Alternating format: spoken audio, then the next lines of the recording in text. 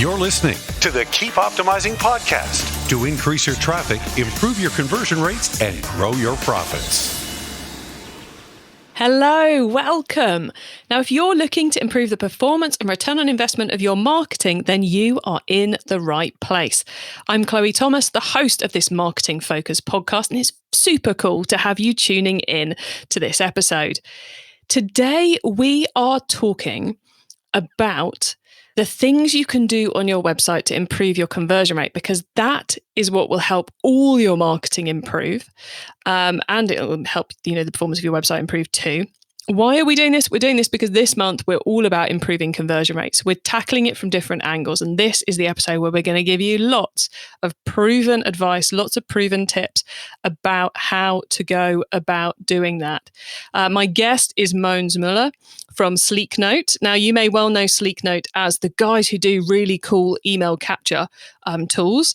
Well, they're also somewhat obsessed with conversion rate and site usability and improving all that good stuff. And over the summer, they have done an amazing, truly amazing research project looking at usability testing some of the biggest websites around and looking at what the consumers found on those websites, what they liked, what they didn't, and then distilling all of that into a set of recommendations, not just recommendations of, ooh, big site does this, isn't that cool, but recommendations which are all about, these are the things that customers love. Now, we're going to meet our guest in a second or two, but before we do, please do check out the sponsors. This podcast is brought to you by Klaviyo, the ultimate e-commerce marketing platform for email and SMS messaging. Whether you're launching your e-commerce business or taking your brand to the next level, Klaviyo gives you the tools to get growing faster. That's why it's trusted by over 38,000 e-commerce brands. Build your contact lists and emails that pop and create marketing moments that build valuable customer relationships over any distance. Get started for free today. Visit klaviyo.com/masterplan to create your free account. That's klaviyo.com/masterplan. Today, I'm chatting with improving conversion rates expert, Mogens Møller. Mogens is the CEO and co-founder at Sleeknote, where they help us turn visitors into subscribers. He's been in e-commerce for over 10 years and is just a little bit obsessed by user experience and conversion optimization. In fact, he's just spent 3 months conducting more than 240 usability tests on the world's biggest online stores, including both mobile and desktop experiences. Hello, Mogens.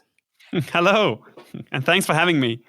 It's great to have you here. I can't believe you just spent so long looking at this, because I'm so excited to be able to give the results to the listeners. But before we did that, how did you end up obsessed with improving conversion rates in the first place? Yeah, that's a really good question, actually. I think back in the days, and this is like 15 years ago, I worked at a web agency where I accidentally saw a usability test at some conference, or somebody talked about it, and I was just like, holy shit, this is how you should look at websites. Instead of me having an opinion about this is a good website or a bad website, or this is best practice or not, or bad practice, then looking at a website through another lens, through the visitors, through the potential customers, that was just like, wow, I should do this. And then since then, I have just been really obsessed about the usability test in general. And I think, and the reason why I'm still really into it is because so few people are actually doing it. So I'm still kind of, saying to everyone, you should really do this. I know we also have looking at behaviors or looking at A/B testing data in general, but getting this feedback from visitors is really, really valuable in my opinion still, because that is often where you get some answers and not just some focus areas to look at. I completely agree with you. And it's kind of one of the reasons why this month we're not talking about a marketing method, we're talking about the conversion rates, because I think so many people get obsessed with the Facebook traffic, the email traffic, the SEO traffic, but they forget about the fact that they can improve the performance of all of it by improving what happens on the website. Yeah. You were talking there about various tactics that we might use when we're looking at assessing how well our site's converting, which I think brings us on to this massive project you've just undertaken. Why did you decide to spend 3 months going into so many websites in such detail? Yeah. Well, good question, and in many levels, because we actually as many other people, we're also pretty busy in Slicknote and trying to grow our business and stuff like that. But we invest a lot in content marketing in our company. That is kind of like how we get our customers. We are pretty old school. We still have a blog that we update quite a lot, do podcasts, a lot of this, webinars, and to have some really good content. I felt like we need a new source for conversion, optimization, best practices, like anno 2020. So it's you can go and you can read some books that are 8 years old, or find the blog posts that are 5 years old about some best practices that have read the same books or based on the same books that are 8 years old. It's like, we need some new stuff. We need a new source. That was kind of like how I felt when I began to do this, to build a new source, and to kind of be able to call it a source of good data. We also need some tests. So it was not enough to just do 5 or 10 tests. I needed to do quite a lot of them. So it's not just, one people's gut feeling that I kind of base this on, but more, 240 usability tests. If half of them are, guiding me in this direction or finding this thing annoying, then, definitely it should be something people should optimize for.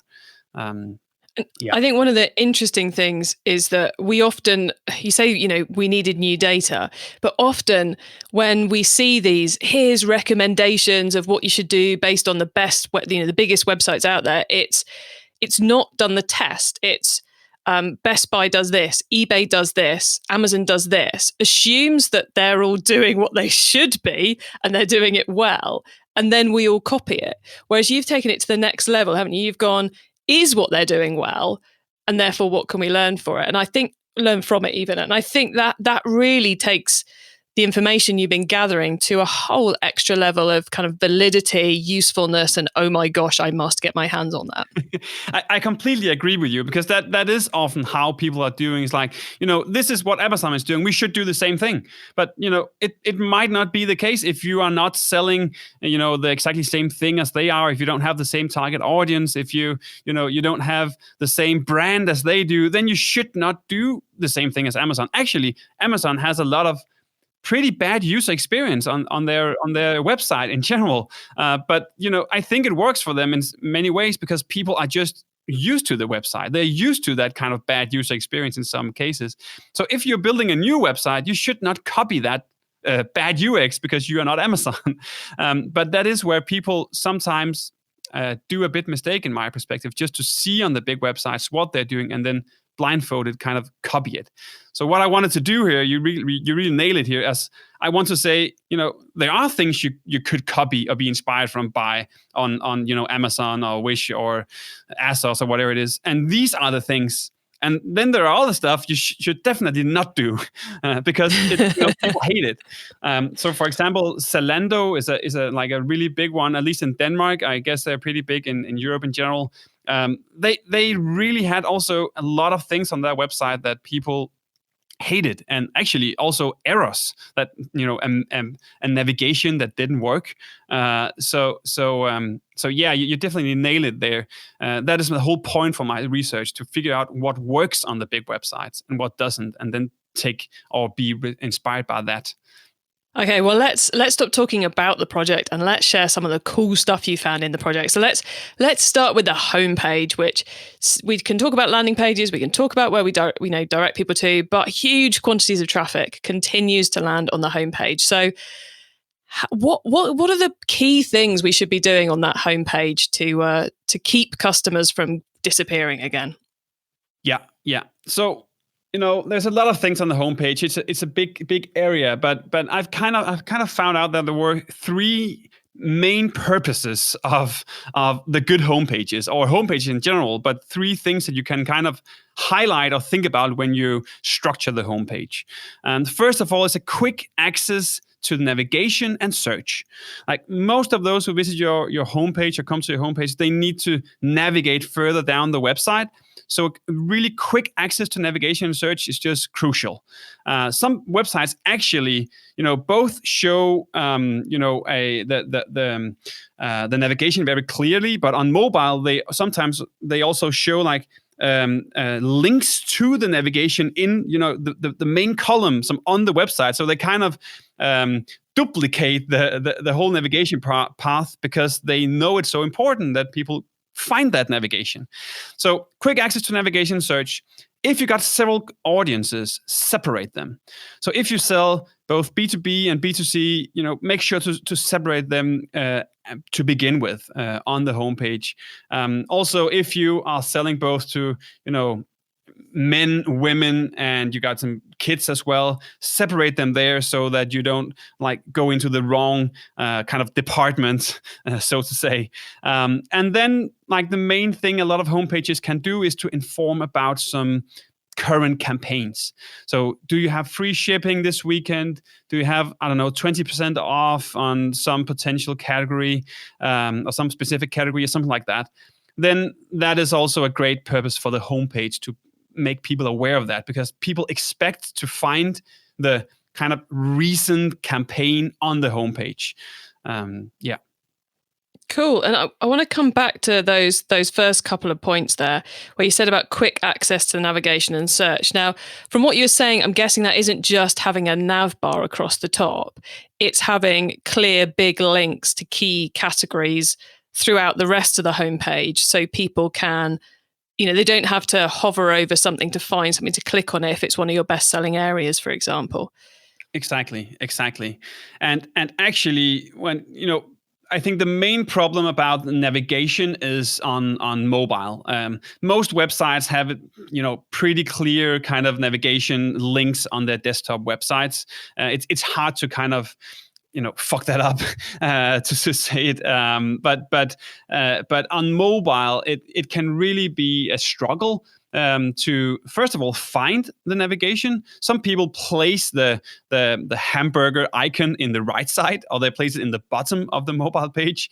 And that is very creative, but it's not very user friendly because it's differently from almost all other websites.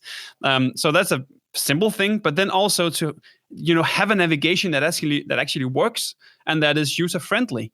I saw some one website, asos.com. They had in the first kind of level in their navigation, they had some really tall links. So that it actually made it very hard for the people who visited the navigation to get an overview of what to kind of enter or where to enter. And so a very simple thing, a huge website, but they just made it hard for people to get an overview of their navigation, and that's really sad because or they have so many visitors. They should definitely do it a bit better. But then. Actually, when you entered the first level and went to the second level, they had a really good overview there. So something from ASOS you should maybe copy is the second level in their navigation. Definitely not the first level. I like it. Now, you mentioned about, the time for creativity is not messing around with where your navigation is or where it sits. But there is a role for creativity on the homepage, isn't there, to create a great first impression. So what should we be doing? What should we be using to make sure people get the right impression of the business when they land for the first time? Yeah, so I found one thing in my usability test that almost everyone liked at the homepage. Well, of course, a good navigation, clear search, but then this I think you call it a hero image. I think that's kind of a term it's easier to illustrate if I could, show it on a screen. But a big image in the top of the homepage that kind of illustrates what you do on the website. So if you sell shoes like Zappos, well, then show a big picture of some shoes or some, high heels or sneakers or whatever it is, and then explain what this is about. So that big hero image just made people feel, well, this is a nice place. This is easy to find what I'm looking for, and it's easy to me to see what this website is about. So when talking about these hero images, some people make them into carousels, like auto-rotating carousels. And I guess you've also heard there's been a lot of talk about whether or not carousels is a good thing.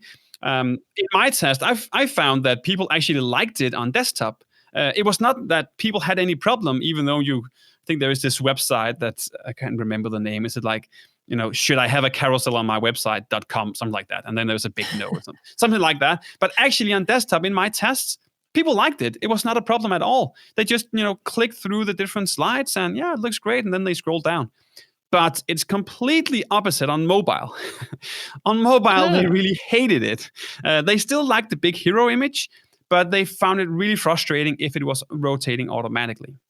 So you could still have a slider, you can still have a carousel, but you just make sure that it's not rotating automatically. So you can just, the user can click on maybe an arrow in the side of the big hero image and then click through. So the big hero image is a simple thing, but it really works. And then, of course, make sure not to fall into the banner blindness trap, where you kind of design it in a style that doesn't match the overall design of the website. That's also a little extra tip to the hero image part. So we want to make sure the banner stands out, or we want to make sure it fits to avoid the banner blindness? I would say it fits. Stands out is not that important because it will automatically stand out because it's in the top of your homepage and it's pretty big. People will look at it. But if you try to put too many effects on it, like, I don't know, drop shadow, big borders, stuff like that, then it will kind of look more like a banner. Like an advertising banner, and then people will not look at it. So it's a bit weird. The more you try to get people's attention to it, the less attention it will get. So just make it kind of match to the website's design in general. Then you will not go into the banner blindness trap. I like it. So it's almost, you don't want to click here on it. You almost don't want a link from it. You just want it a big image which goes, this is us. This is what we do. Yeah, you can still have a call to action on it. That's not a problem. But just do it like elegantly and smoothly and with a button that looks like the other buttons on the website, and not some huge green one that says click here right now to, I don't know, unveil all the potential in the world, or whatever it might be, oversell it. But just make it easy and make it look great with a normal size button, and then people will think, well, this is a thing that actually matches the homepage.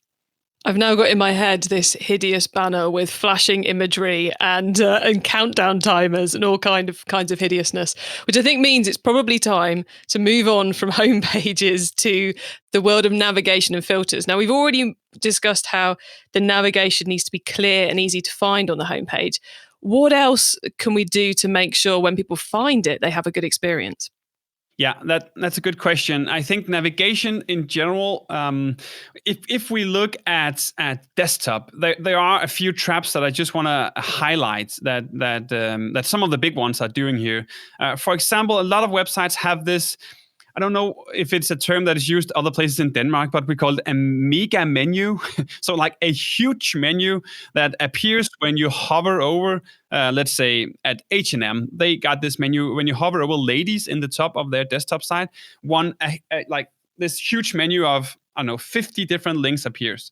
And this has been like a normal thing to do on a lot of websites, but people really didn't like that practice because oftentimes when they just hovered very quickly, they were moving the mouse like maybe towards the add to basket button, or they were moving the mouse just further down the website to find something. And then when you suddenly show a huge menu that fills the whole screen, it's just bad user experience. So a very simple kind of way to fix this was something I saw on Costco Wholesale. So if people are listening here and they want to see it in practice, Costco Wholesale, they also have this big menu in the top that appears when you hover. But instead of hovering right away, you need to hold the mouse or hover the mouse for like half a second on the link, and then it will be shown. And that is really intelligent, because that is kind of like tracking a behavior that the people or the visitor wants to see it, instead of just having a random kind of mouse over. So that is I think a very important tip in general, not just online stores, but all kinds of websites with navigations, and I guess all have navigations to some level. Make this little delay.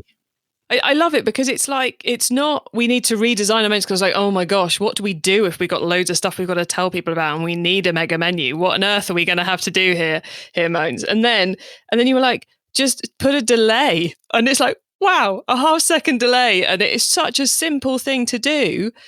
Great tip. So you said there were several desktop traps for our navigation. What's the next one? Yeah, just one more. And this, what I talked about here is when you have a horizontal navigation, so a horizontal line in the top of your website. But some websites also have this vertical navigation instead. For example, like websites like Amazon, they have a maybe shop all departments links up in the left corner. You click on that, and then you get a vertical menu going down your website. And when you get this vertical menu, you also have some traps in front of you. If you go to Walmart, you also get a vertical menu. You maybe enter baby category, and then when you move the mouse, again, I'm really sorry.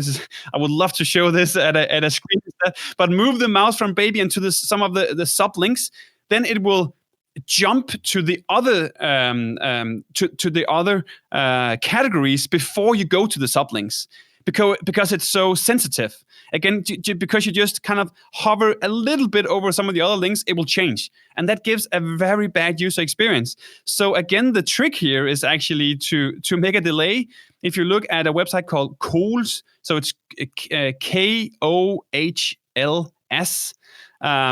They have also a vertical menu, but they have, like Costco, they have implemented a little delay. So when you go from one of the menu links to one of the sublinks, and you kind of hover over some of the other menu links, it doesn't change right away, because the website figure out that this is a movement.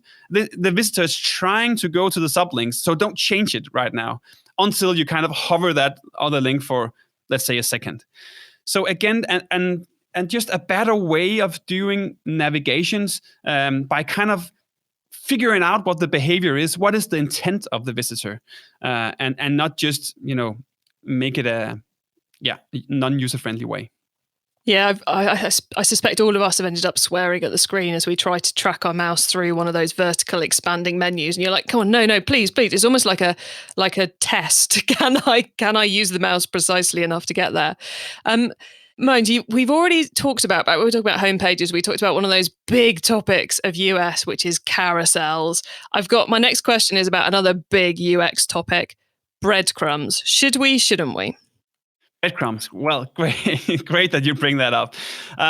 Breadcrumbs is, for me, when I do this presentations, I got a slide where I put some small badges on the different kind of takeaways. And I have one takeaway that says, remember the good old breadcrumb. And the badge for this one is no-brainer.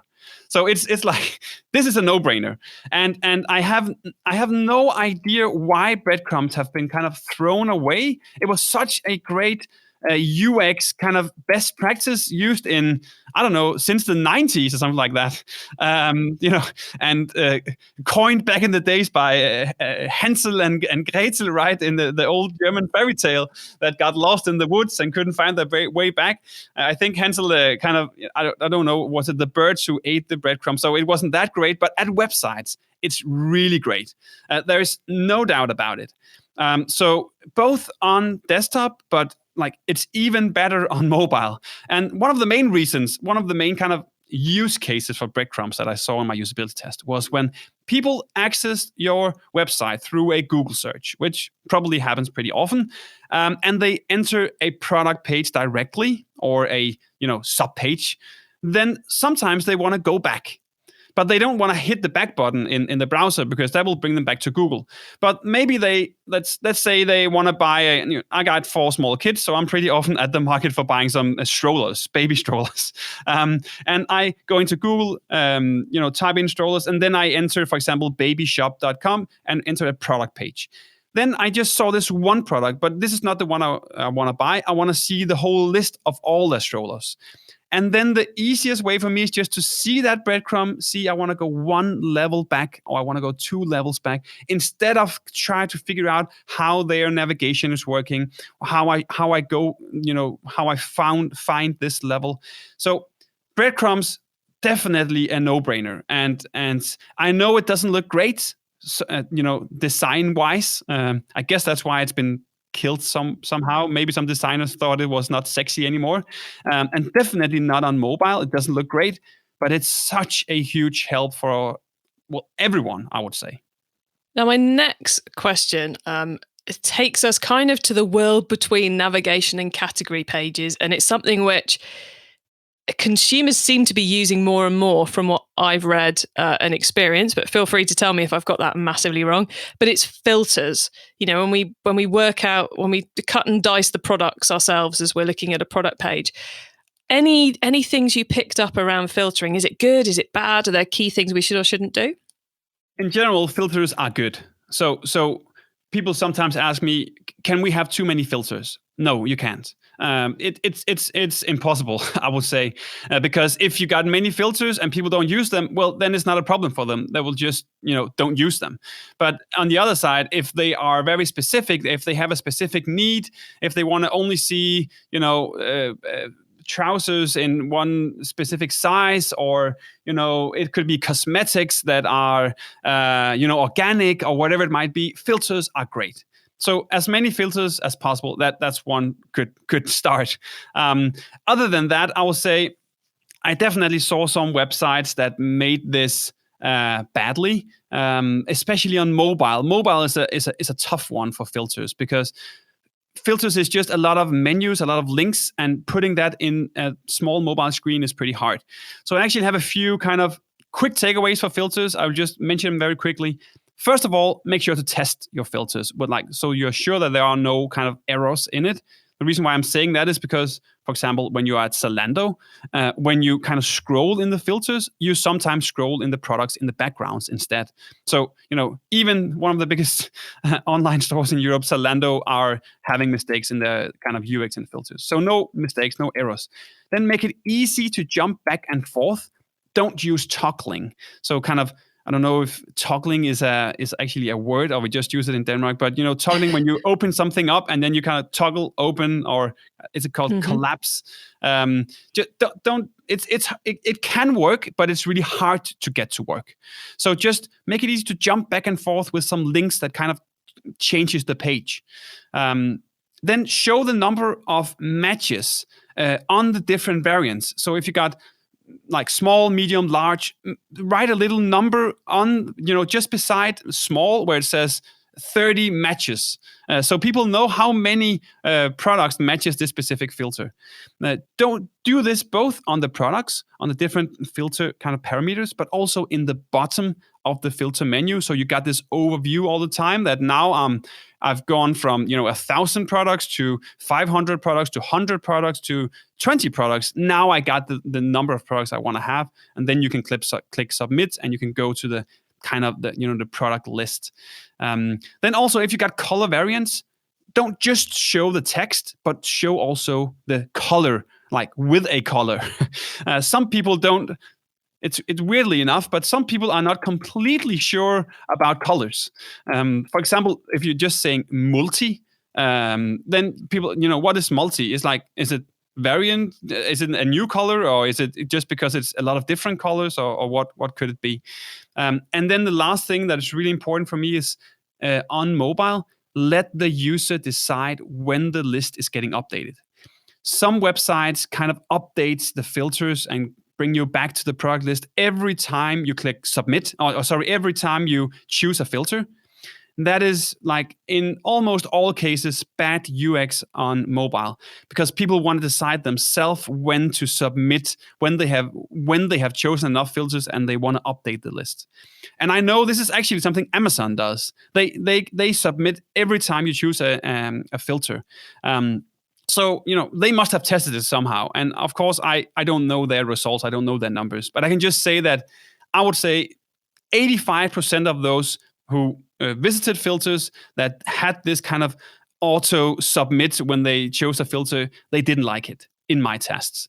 So that's, that's how I can look at it. Yeah. Mind, you've just picked up on my most hated thing when shopping.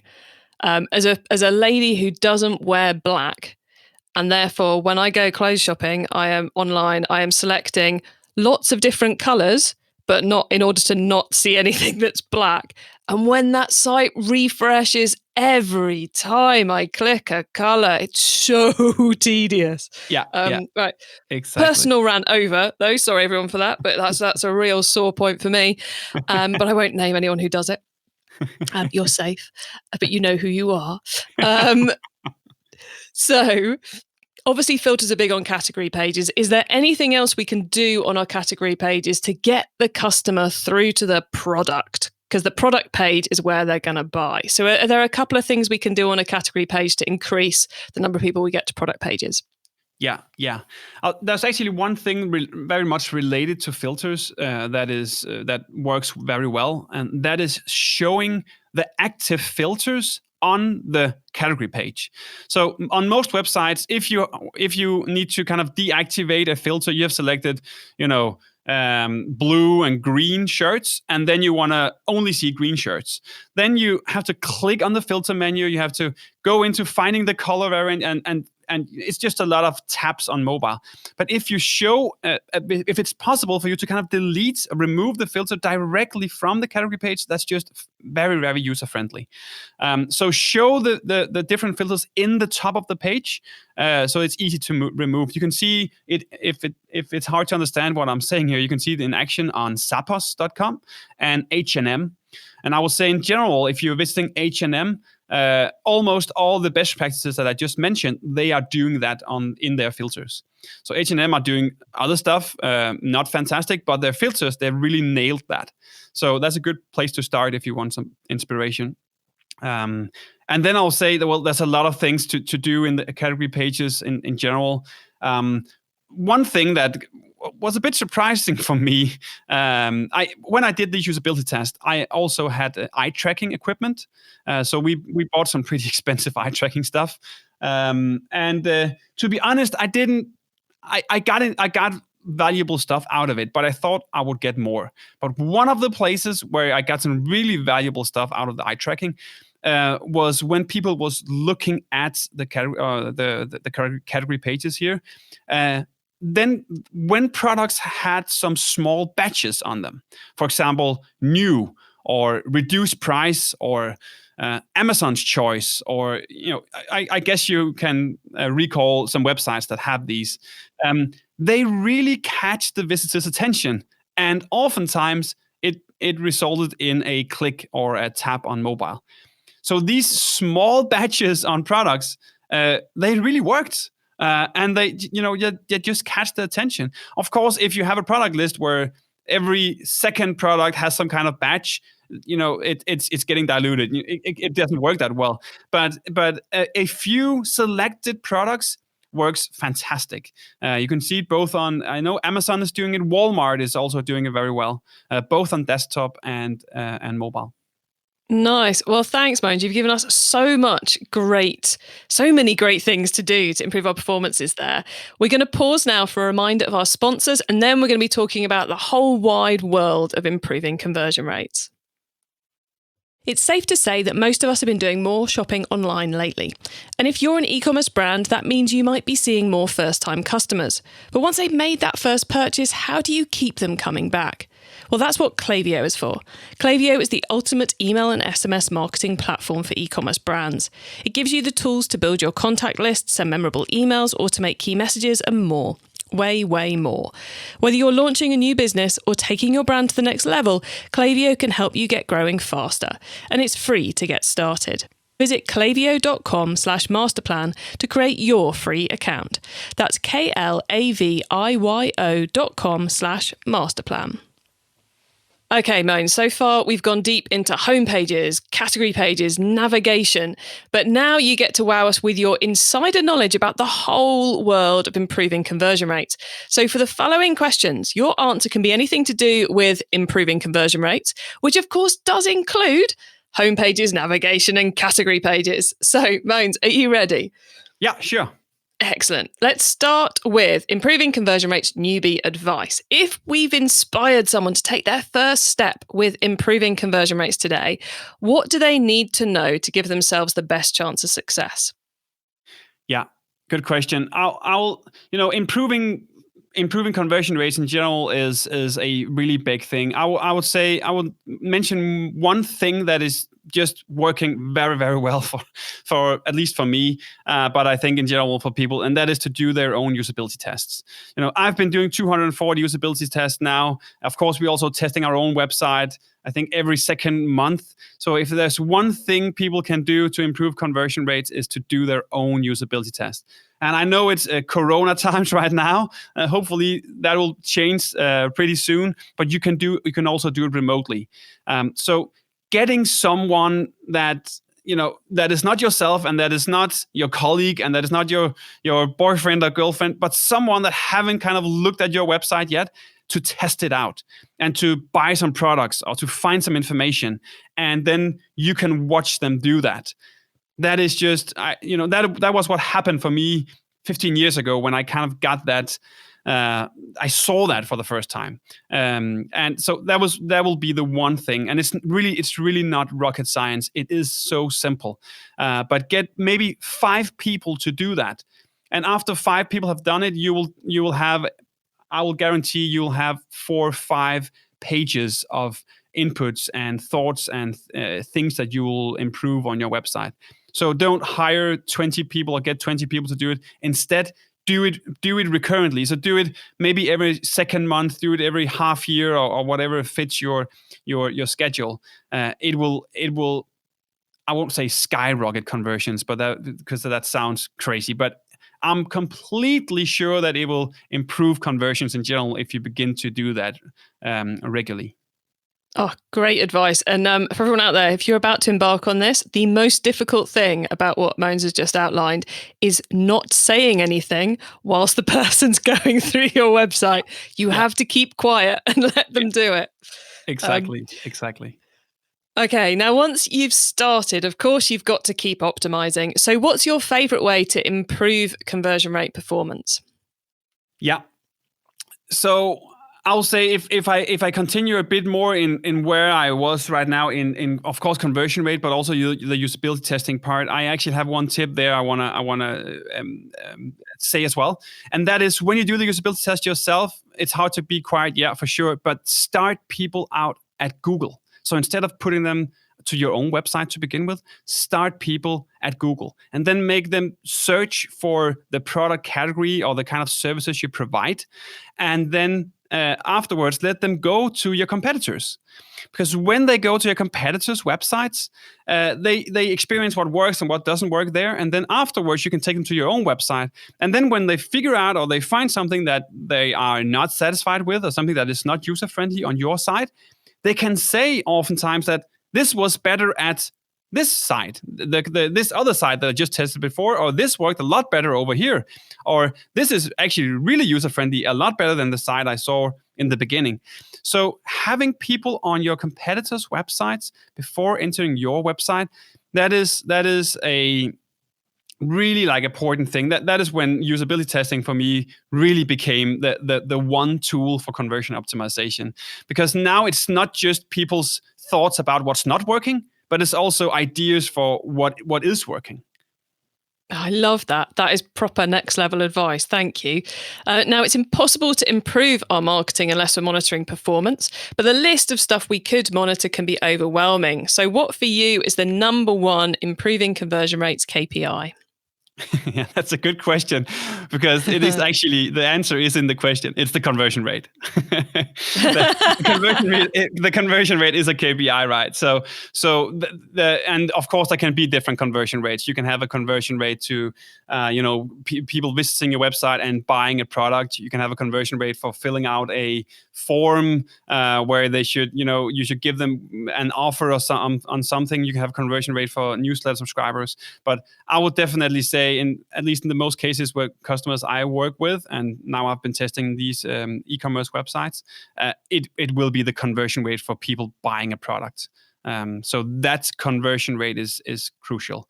Of course, stuff like bounce rate, stuff like that is also interesting to look at, but this is the one metric for me. Cool. And finally, crystal ball time. What's coming up in the next 6 to 12 months that we should be getting ready for as we're improving our conversion rates? Yeah. So I would say in regards to usability testing, things are getting a lot easier when doing eye tracking. Eye tracking on mobile is actually a thing that is pretty hard to do because it takes some expensive equipment. It's hard to get the tracker to work right every time. But I've seen some, I think it's on Product Hunt, some different software. Different products now where you just use one of the newer smartphones. Their cameras are so good, so they can actually begin to track where people are looking at on the screen.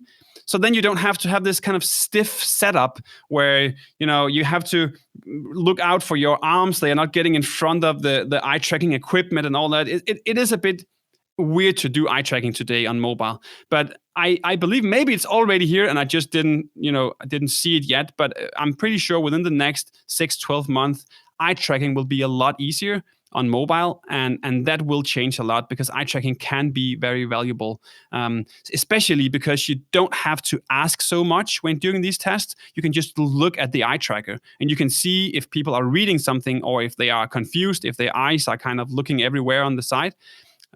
So that is, at least for me, one of the things I'm getting pretty excited about is that eye tracking is improving so much right now, and it has been on like the same level for the last 10 years or so, but now it's really moving.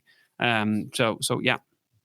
So wow, that's the idea that you could just download an app to a phone and then do eye tracking on whoever's holding it. That's going to be groundbreaking. That's proper clever stuff. All right, Mogens, we're nearly at the end of the show. So could you please let the listeners know where they can find you and your business on the web and social media, please? Yeah, sure. So sleeknote.com is where we are found. Sleeknote is a tool where everyone can create non-intrusive and personalized pop-ups to their website. So we work a lot with conversion optimization in general. We got this tool, but we also help doing usability testing. So sleeknote.com is where we are found. We're also on LinkedIn, Twitter, Facebook, and then we write a lot of blog posts. But that's also on sleeknote.com/blog. On conversion optimization in general, but also in email marketing. So I will say that the blog is definitely a place to get some information, and also all these tests that I've done. We haven't really kind of launched the results from that, other than me talking a bit about it in podcasts like this. But at sleeknote.com/blog, we will also release this all these findings that I've found in the usability tests. Excellent. Mogens, thanks so much for coming. Well, thank you, first of all, for running the test you've run. I think you've done us all a massive service. And thanks as well for being willing to come on the podcast and share what you've learned. I know it's going to help a huge number of our visitors, our listeners even. Got so obsessed with improving conversion rates, I'm calling them visitors. Well, I'm sure it's going to help our audience. So we're really, really happy you came on to talk about it. So thank you. Fantastic. Thanks for having me. Wow. Wow. So there is a tips-packed episode for you with a lot of things which it's not that hard to change on your site. And just a reminder that Mogens wasn't running through those tips as things he'd found and thought were cool. He was running through the things which he's put consumers in front of and seen how consumers react to and what they react badly to, what they react well to. And that's where those tips have come from. It's, like I said, it doesn't surprise me it took them 3 months to put it together. It was a huge pile of work, but those results, they are really, really useful. And a lot of them are small things you can do, easy things you can do to really up the game a bit there. They have created a series of videos which are going to be available on YouTube that delve into the various tips and tricks they've found, including checkout experience. We didn't get into checkout experience today. We didn't get into product pages either, but both of those are included in the video series they're doing. And we've added links to those videos on YouTube in the show notes, where you can also find the links to the other things we discussed, the full transcript of this episode, our notes on the show, and quite a bit more, really, at keepoptimizing.com. That's with an S, not a Z. So if you want the videos of Mogens running through the key points that we went through today, plus the ones about product pages and the ones about checkout experience, we've put the link to all of that in the show notes at keepoptimizing.com for you. Now, as part of my mission to help you improve your marketing, I've invited all this month's Improving Conversion Rate specialists to join us for a Q&A webinar at the end of the month. That's going to be your chance to get your conversion rate questions answered. Because I know you probably have quite a few questions, some clarity you want around the different things we've been talking about this month. So go and get yourself registered for the webinar. Just head to keepoptimizing.com and you will find all the details. If you, of course, are listening to this after the webinar happened, then don't worry, the replay is also available to find at keepoptimizing.com/webinar. So what else do I need to tell you? Oh, yes, I need to tell you thank you. Thank you for tuning in to this episode of the Keep Optimizing podcast and tuning in week after week. It is very cool to see the numbers as they go crazy up, and also to learn a bit about which episodes you like more than others, because there's a few which you guys really love. So we'll be pulling that into our thoughts about what content we bring you over the coming months and beyond. So thanks for tuning in. If you've enjoyed this episode, then I would suggest checking out our episode with Ian Scarr from Clayvu, because there we talked quite a bit about filters as well. So if you're thinking filters and nav, that episode about on-site search, we talked a lot about filters too. So I think you'll find that one useful. And, we create this podcast to help as many marketers as possible to improve the performance of their marketing. So please do tell your fellow marketers, your fellow e-commerce people about this show, because I want to help them too. Now, have a great week and make sure you listen to the next episode so I can help you to keep optimizing your marketing. Access everything Keep Optimizing at keepoptimizing.com. That's with an S, not a Z.